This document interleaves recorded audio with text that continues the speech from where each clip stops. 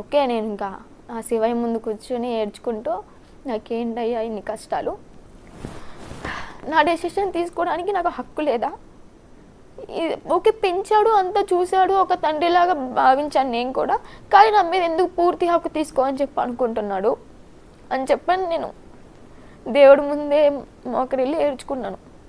తర్వాత కాసేపు సాధన చేసుకున్నాను, వచ్చేసాం. వచ్చిన తర్వాత భూపాల్ తీసుకెళ్తా అన్నారు నెక్స్ట్ మార్నింగ్. భూపాల్ కాకుండా పక్కన ఏదో సియోదో ఏదో సంథింగ్ విలేజ్ ఉంది, అక్కడ తీసుకెళ్ళారు. ఏదో మౌంటైన్ వ్యూ ఉందంట చూద్దాము అని చెప్పని. సరే అక్కడికి వెళ్ళారు. అది తీరా చూస్తే మౌంటైన్ వ్యూ కాదు, నేచురల్ కాదు, ఒక హైలాండ్ లాగా ఉందనమాట. డబ్బులు ఎక్కువ ఉన్నాయి, డబ్బులు ఎక్కువ అవుతాయి వద్దు అని చెప్పని మళ్ళీ భూపాల్కి రిటర్న్ అయిపోయాం.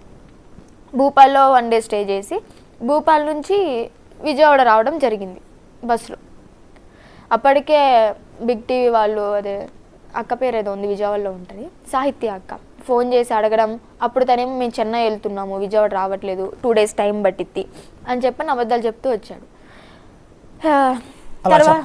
అలా చెప్పమన్నా అంటే నేను చెప్పలేదు, విష్ణునే చెప్పాడు అలాగా. కానీ నెంబర్ 1 ఛానల్ వాళ్ళకి డైరెక్ట్ నిజం చెప్పుకుంటూ వస్తున్నాడు, సార్ ఈ టైంకి రీచ్ అవుతాం, ఈ టైంకి రీచ్ అవుతాం. నెంబర్ 1 ఛానల్ వాళ్ళు రైల్వే స్టేషన్లో దిగగానే, బస్ స్టాండ్లో దిగగానే వచ్చి తీసుకెళ్ళారు వాళ్ళ రూమ్కి. ఓకే బాగానే ఉంది. ఆ రోజు నైట్ స్టే చేసాం అక్కడ. నైట్ ఇంటర్వ్యూ కూడా తీసుకున్నారు వాళ్ళు, హైదరాబాద్కి వచ్చి తీసుకున్నట్టు. ఎందుకంటే బిగ్ టీవీ వాళ్ళకి హైదరాబాద్లో ఉన్నామని చెప్పాడు కదా విష్ణు, హైదరాబాద్లో ఉన్నట్టు ఇంటర్వ్యూ తీసుకున్నారు. వాళ్ళు వెళ్ళిపోయారు, పడుకున్నాము. తర్వాత 1కో 1:30కో మళ్ళీ సిసిటీవీ వాళ్ళు వచ్చారు, సెకండ్ ఇంటర్వ్యూ ఇచ్చాను, అయిపోయింది, పడుకున్నాము. మార్నింగ్ మళ్ళీ నెంబర్ 1 స్టూడియోకి తీసుకెళ్ళి మీరు చూసిన ఇంటర్వ్యూ మొత్తం జరిగిందనమాట. కాదు, ఇప్పుడు విజయవాడలో హోటల్లో ఉన్నారు మీరు? యా. ఇప్పుడు ఇంటికి వెళ్ళిపోయిన తర్వాత మంగళగిరి మీ అమ్మా నాన్న దగ్గరికి వెళ్లకుండా విజయవాడ హోటల్లో ఎందుకున్నారు? అక్కడ ఇంటి దగ్గర మీడియా వాళ్ళు ఎక్కువ ఉన్నారు, నేను తీసుకెళ్ళను అని చెప్పని నెంబర్ 1 టీవీ వాళ్ళు రూమ్ తీసుకున్నారు మా కోసం స్పెషల్గా. ఓకే. ఆ రూమ్లో ఉంచారు నన్ను, ఎందుకంటే వాళ్ళ ఇంటర్వ్యూకి, వాళ్ళకి నేను ఇంటర్వ్యూ ఇవ్వడానికి, ఇంకెవ్వరికి ఇవ్వకూడదు ఆ నెంబర్ 1 ఛానల్ వాళ్ళకి. కానీ ఈ నెంబర్ 1 ఛానల్ వాళ్ళకి విష్ణుకి ఏంటి సంబంధం అనేది నాకు తెలియదు. వాళ్ళకి మాత్రమే నిజాలు చెప్తున్నాడు, వాళ్ళకి మాత్రం ఇంటర్వ్యూ ఇవ్వమని చెప్పాడు. ఇది నాకు అర్థం కాలేదు.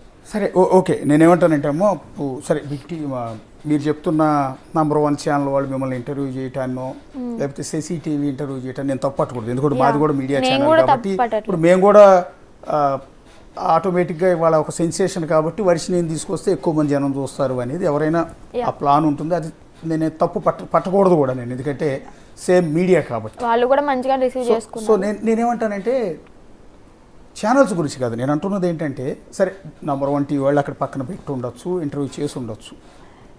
మంగళగిరిలో ఉన్న, అంటే అక్కడ నుంచి పక్కకు 15 కిలోమీటర్లు కూడా దూరం లేదు, ప్రకాశం బ్యారేజ్ దాటితే మంగళగిరి. ప్రకాశం బ్యారేజ్ యువతలో మీరున్నారు.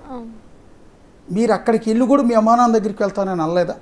అమ్మా నాన్న చూడాలని అనలేదా? అమ్మా నాన్న చూడాలంటే పిలిపించలేదు. మా హర్షనే ఉన్నాడు కదా, అమ్మా నాన్న వచ్చారు అంటే నిన్ను ఖచ్చితంగా ఊరు తీసుకెళ్ళిపోతారు, నువ్వు మైండ్ రిలాక్సేషన్ అవ్వాలి అంటే కొన్నాళ్ళు విడిగా విష్ణుతోనే ఉండాలి, ఊరు తీసుకెళ్ళండి మాత్రం మన చుట్టాలు సూటిపోటి మాటలతో నిన్ను హింసిస్తారు అని చెప్పానంటే ఓకే అది కూడా కరెక్టే కదా అని ఆలోచించి ఓకే